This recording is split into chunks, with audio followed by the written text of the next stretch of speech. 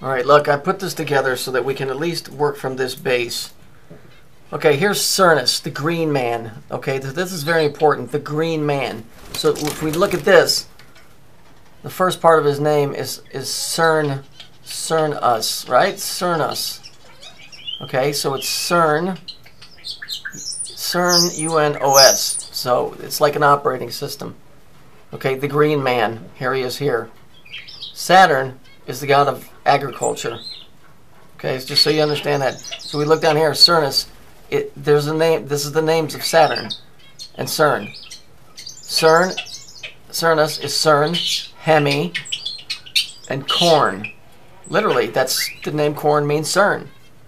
If you remember Hemi, you get that in hemisphere.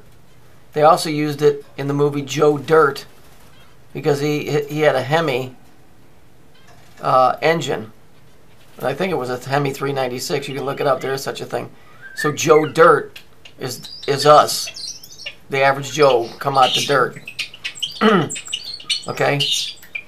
So we know that these three names, Cern, Hemi, and corn, are connected to this dude, Cernus, who is Saturn, the green man, the god of agriculture. Now, Cern, what is it? It's this big, massive thing, and I'll upload some pictures for you. It's not a thing. There's 39 titans that are attached to it. Okay, that feed into Cern, and so the mythological story is Saturn eats its kids, right? Who are the titans? And the titans are the ones who are feeding Cern, especially Atlas. Atlas is the dude that had to carry the world on his shoulders. So we know it's corn is the name for Cern, and Cern is Saturn. So when we look at Fields of Dreams, right? There was a cornfield, right? And who came out of the corn?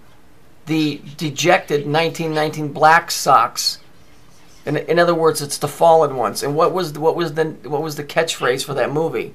If you build it, they'll come. In other words, if you open a gate, these son of bitches are coming through.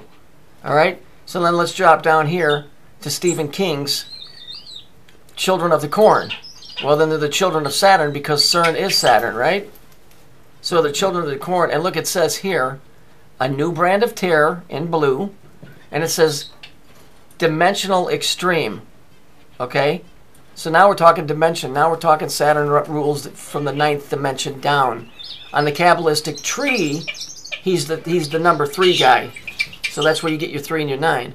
So then we look and we get Saturn's golden age is what's happening now, what they're trying to turn us around and bring it back to the start, right? Or it's the end of the cycle or the beginning of a new one. That is exactly what Agenda 21 is. And if we just add it up, you'll get what it really is. It's Agenda 3. And we look at it, it says, effective execution of Agenda 21 or Agenda 3, right, will require a profound reorientation of all human society unlike the world has ever seen. In the book of Revelations, it says, in the end times, it's the time a world has never seen and will never see again, right? So then we go and look at this off of the New Yorker from there, I think it was January of 2011. It shows us Saturn. You see the shading around it? And the center of the Earth. See this thing here? That thing right there is collecting negative neutrinos. Now, I'm going to get more into this. Remember the Saturn video with the purple guy came down to get the ball? To get that ball? It's radioactive residue. It's negative. So we know that CERN is equated with Saturn. And this thing is opening multidimensional gateways. In the Kabbalah, there are 50 gates that are open to Saturn, that open and close. Okay? We're getting somewhere with all of this, just bear with me.